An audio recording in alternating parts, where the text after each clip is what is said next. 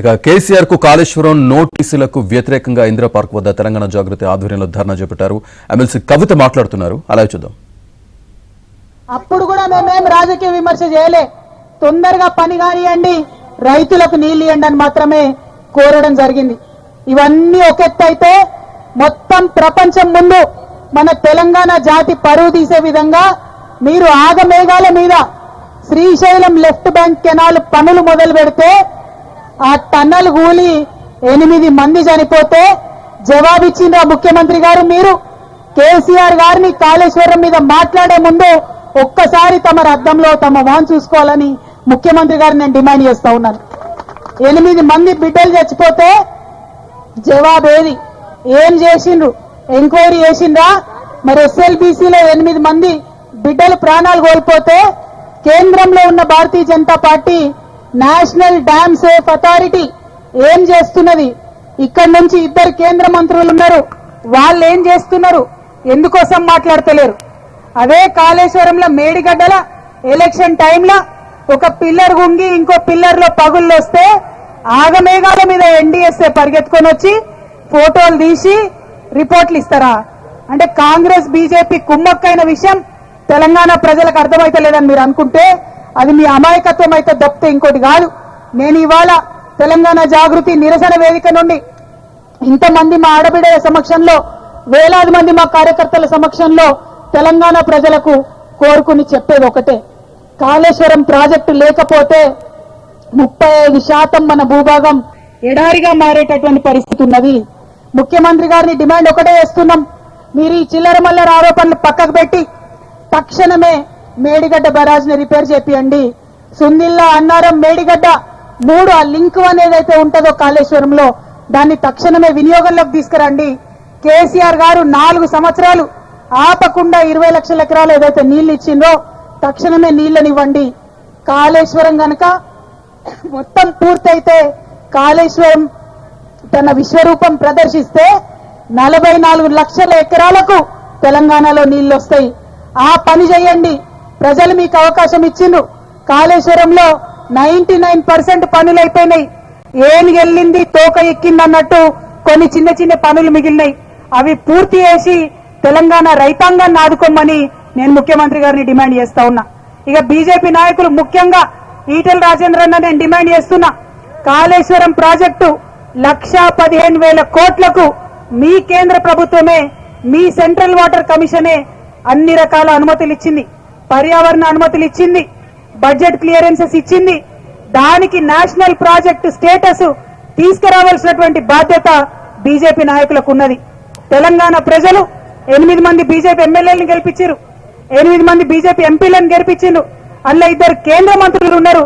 మరి మీరు మీ బాధ్యతగా తెలంగాణ ప్రజల కోసం కాళేశ్వరం ప్రాజెక్ట్ కి నేషనల్ ప్రాజెక్ట్ హోదా దేవాలని డిమాండ్ చేస్తున్నా. ఎందుకు మాట్లాడుతున్నా అంటే, మనం తెలంగాణ నుంచి అడిగితే మేము ఎవరికి నేషనల్ ప్రాజెక్ట్ హోదా ఇయ్యమని చెప్పిండ్రు. కానీ ఎన్నికలు రాగానే కర్ణాటకలో మాత్రం అప్పర్ భద్రకు నేషనల్ ప్రాజెక్ట్ హోదా ఇచ్చిండ్రు. ఎన్నికలు రాగానే ఉత్తరప్రదేశ్ లో కేన్ బేత్వా అనే ప్రాజెక్ట్ కి హోదా ఇచ్చిండ్రు. నిజంగానే బీజేపీ నాయకులకు తెలంగాణ పౌరుషం ఉంటే, మీకు చీము నెత్తురు ఉంటే నేషనల్ ప్రాజెక్ట్ హోదా కాళేశ్వరంకు తీసుకొచ్చి తెలంగాణను బతికించాలని చెప్పి నేను డిమాండ్ చేస్తా ఉన్నా.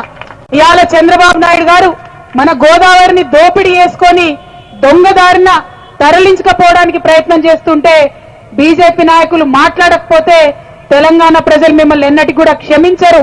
ఈ విషయాన్ని కూడా మీరు గమనంలోకి పెట్టుకోవాలి.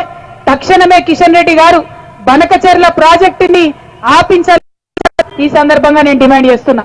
ఈ మాటలు మళ్ళా ఎందుకు చెప్తున్నామంటే, తెలంగాణ ఉద్యమం పుట్టిందే నీటి కోసం.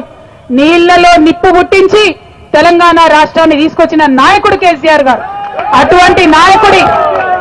అటువంటి నాయకుడి నీడను కూడా ముట్టుకునే అర్హత రేవంత్ రెడ్డి గారికి లేదు. కానీ ఏదో ఒకటి చేయాలి, కేసీఆర్ ని బద్నాం చేయాలి, 1,00,000 కోట్లు తిన్నరని ఆగమాగం చేయాలని ప్రయత్నం చేసిరు. మొత్తం ప్రాజెక్టు ఖర్చే కేసీఆర్ గారు ఉన్నప్పుడు పెట్టింది 82,000 కోట్లు. దానిలో 1,00,000 కోట్లు అవినీతి జరిగితే మరి 20 లక్షల ఎకరాలకు నీళ్లు ఏడికెళ్ళి వచ్చినాయి, ఇన్ని బ్యారేజ్లు ఏడికెళ్ళి వచ్చినాయి, ఇన్ని రిజర్వాయర్లు ఏడికెళ్ళి వచ్చినాయి, ఇన్ని సబ్ స్టేషన్లు ఏడికెళ్ళి వచ్చినాయి. మరి ఆ విషయాన్ని ఇప్పుడిప్పుడు తెలంగాణ ప్రజలు సోయి తెచ్చుకొని ప్రశ్నిస్తా ఉన్నారు. ఎన్నికలలో మీరు ఆగం చేసిండ్రు, దొంగదారిన గెలిచిండ్రు, ఇవాళ అధికారంలో ఉన్నారు. ఇప్పటికన్నా ప్రజల పక్షాన మాట్లాడాలి, ఇప్పటికన్నా ప్రజల కోసం పనిచేయాలని ముఖ్యమంత్రి గారిని నేను ఈ సందర్భంగా డిమాండ్ చేస్తున్నాను. మరి కేసీఆర్ గారి కోసం ఇవాళ జాగృతి కార్యాచరణ తీసుకున్నది. రేపటి నాడు మేము అవకాశం ఇస్తాం, ఒక నెల రోజులు వెయిట్ చేసి చూస్తాం. ముఖ్యమంత్రి గారు అపెక్స్ కౌన్సిల్ మీటింగ్ పెట్టాలని కేంద్రానికి ముఖ్యమంత్రి గారే ఉత్తరం రాయాలి, బనకచెర్ల ప్రాజెక్ట్ ఆపమని. కిషన్ రెడ్డి గారే ఉత్తరం రాయాలి, ఈటెల రాజేందర్ గారే ఉత్తరం రాయాలి, మన గోదావరి కాపాడుకోవాలని. ఇవాళ నుంచి నెల రోజుల తర్వాత ఈ రెండు జాతీయ పార్టీలు కార్యాచరణ తీసుకోకపోతే గోదావరిని కాపాడుకోవడానికి మళ్ళా ఒకసారి జాగృతి తప్పకుండా ఉద్యమం చేస్తుంది. తప్పకుండా కేంద్ర రాష్ట్ర ప్రభుత్వాల మీద ఉద్యమం చేసి మన హక్కైనటువంటి గోదావరి నీళ్లను మన పొలాలకు మళ్లించడానికి మరొక ఉద్యమం చేపడతామని ఈ సందర్భంగా తెలియజేస్తూ, మరి మా జాగృతి నాయకులు ప్రతి ఒక్కరూ మళ్ళా కేసీఆర్ లెక్క తయారైంది. అందరూ కూడా అద్భుతంగా మాట్లాడుతున్నారు. మా అన్నల కన్నా ఎక్కువ మంచిగా మా అక్క చెల్లెలు కూడా మాట్లాడుతున్నారు. కానీ అందరికీ మాట్లాడే అవకాశం ఇవ్వనందుకు క్షమించాలని కోరుతున్నా. బీసీ నాయకులు నరహరి గారు, కోలశ్రీని గారు, రాచమల్ల బాలకిషన్ గారు, నరేష్ గారు, విజయేందర్ గారు, ఆలకొండ హరి గారు, శివ గారు, సగర శ్రీనన్న గారు, మా ఆనంద్ గారు, విజయ్ భాస్కర్ గారు, మరి అమానుల్లా ఖాన్ గారు, మా తమ్ముడు ప్రశాంత్ గారు, అట్లానే శివారెడ్డి గారు, మరి మా తమ్ముడు ఇంకొక తమ్ముడు వంగపల్లి శ్రీనివాస్ గారు, మా నవీన్ అన్న, మా యాదగిరి అన్న, మా యూత్ అధ్యక్షుడు సంపత్ గౌడ్ గారు, అట్లానే నరేందర్ గారు లీగల్ సెల్ అధ్యక్షుడు